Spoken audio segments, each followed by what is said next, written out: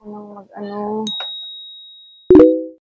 mag-disarrange ako ngayon guys ulit ng mga paninda ko kasi parang may mga display ako na hindi na talaga siya napapansin. Parang hindi na siya nababagay dito sa space niya, dito sa location niya. Kaya ang ending, kailangan ko ulit mag-disarrange siya. May mga spot dito guys na marami na siyang mga blank. Kaya kailangan kong baguhin yung pwesto nila na manakikita sila. Tsaka meron ditong mga kailangan ko nang i-dispose na nandiyan pa din dahil sa katamaran ko. So, ayun guys. Kailangan natin itong ilipat. I think itong mga baril, lipat ko to siya.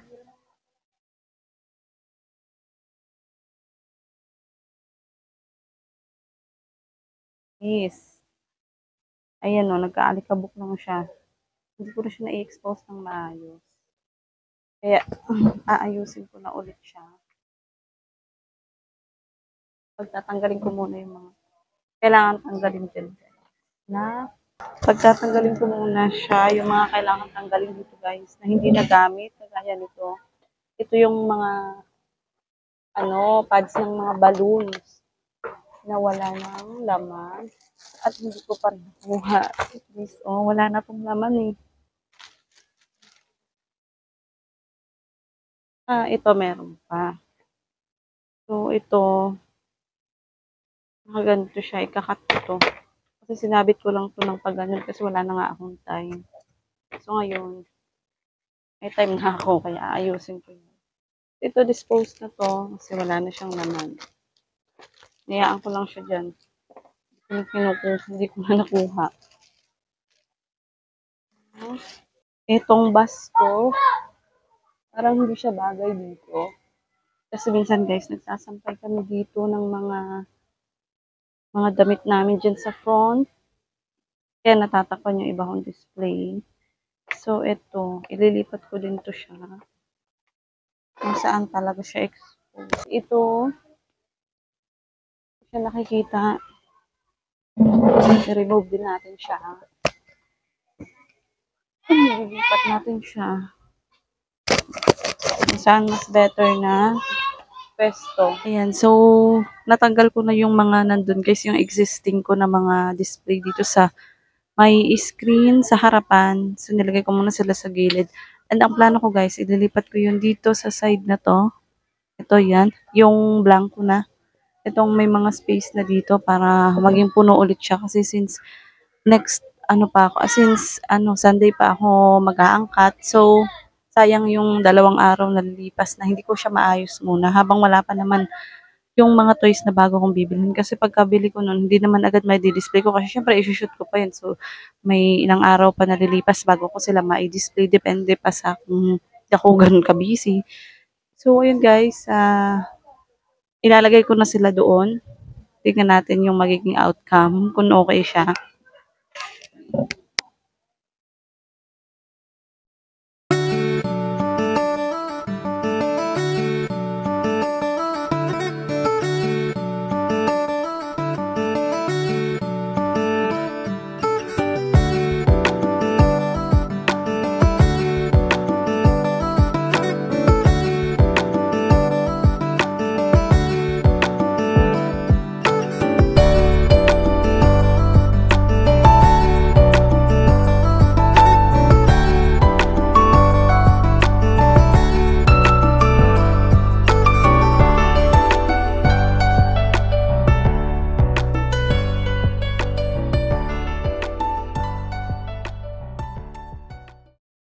So, itong ginawa ko guys, ayan na, nailipat ko na siya. Then ko nilagay yung dating dito sa may dyan na pinagtatanggal ko kanina. Nilipat ko na sila dito kasi blanco na dyan, di ba? Kanina nung pinakita ko guys, blanco na siya. So, at least meron siyang nagkalaman ulit siya. Pababago pa din naman yan guys kapag nakapamili na ako ng mga bagong toys by Sunday. Aalis ako eh. Pero sa ngayon, temporary ganyan na muna siya para ay, hindi na kasi siya nakikita dun eh. So, ayan siya guys. So, okay na ulit siya. Ayan, medyo i-retouch ko na lang yung iba dito after kong mag-shoot. So, ayan, may mga aayusin pa ako dyan. Pero, ipapakita ko lang ngayon kung saan ko nilipat yung mga ibang items mula sa pinaglagyan nila dati. So, ayan siya guys. Ayan na, at least yung baril ko kitang-kita na compare doon kasi dito kasi may mga screen pa kaya medyo malabo talaga siyang makita. So, ayun. So, next, kung gagalawin guys is ito. Since blanco dito, at yung mga nakikita talaga ay andito sa baba, meron akong mga items dun sa taas guys, na balak kong ibaba na lahat dito. At wala na muna ako ilalagay dun sa taas. Okay lang yung blanco kasi pag na tumingin yung mga customers ko, dito talaga sila tumitingin. Dyan sa baba. So, pupunuin ko yan dyan hanggang doon.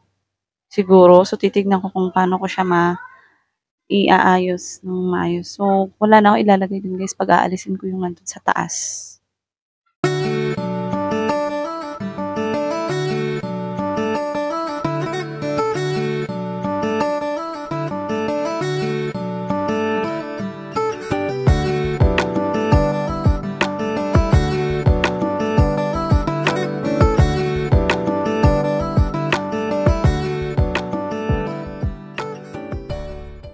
So, ito na guys yung ginawa ko dito sa area na to. Ito na yung outcome niya. Ayan, yung kayang skateboard ko guys, nirefillan ko yan. Huling refill naman na yan kasi kagabi, meron ditong mag-asawa, mommy at daddy. Pinakayaw yung iba kong mga paninda. So, ayan. Kaya napuruhan yung skateboard ko, kaya nakapag-refill ako. So, huli na yan. So, ayun, naubos din yung skateboard. Tapos, ayan yung ginawa ko guys. So, kung mapapansin nyo, wala na dyan sa taas. Saka na ulit yan malalamanan kapag nakapag-divisorya na ako by Sunday. So, ganyan na yung ginawa ko. Andyan pa din yung mga fake nails. So, ganyan lang yung ginawa ko, guys. Para magbuka pa din siyang puno tingnan doon sa labas. Tapos, guys, eto nga pala, very effective, guys, yung arrangement ko dito. Kasi, pagkalagay ko niyan, may bumiling bata kasama yung mami niya. Bumili na nitong hindi na ako nabibilhan talaga matagal na itong glow in the dark. Ayan guys, bumili lang isang set. So, ayan, 'di ba? Mas maganda, mas mainam siyang nakalagay siya diyan. And dito guys, yung galing dito na G-Bits, nilipat ko siya dito kasi mas kailangan mapabili ko na yung G-Bits kasi parang palipas na yung uso ng G-Bits. Pero may mga gumagamit pa din naman guys. May mga bumibili pa din naman kaya pinasisiguro ko na siya dyan. Ito. Tapos yung iba dyan guys, hindi ko na ginalaw kasi perfect na siya sa posisyon niya na yan. Bali niretouch ko na lang siya. Para talaga sila dyan sa ano nila. So gaya nga na sinabi ko, magagalaw lang yan guys pagka nakapamili na ulit ako. So yun. Ayun na naman guys. Share ko lang pag-disarrange ko nitong mga paninda ko para mas napapansin yung iba. Ganun lang yung ginagawa ko lagi dito guys. Pag alam kong, ay mukhang hindi ito napapansin dito. Nililipat-lipat ko sila ng pwesto. Para akalain ng mga bata, yung mga hindi nila nakikita or napapansin. Akalain nila bago. So ayun, magugulat din sila, ay meron pala kayo nito. Sabi ko, oo, dito lang yan sa gilid, hindi nyo lang napapansin.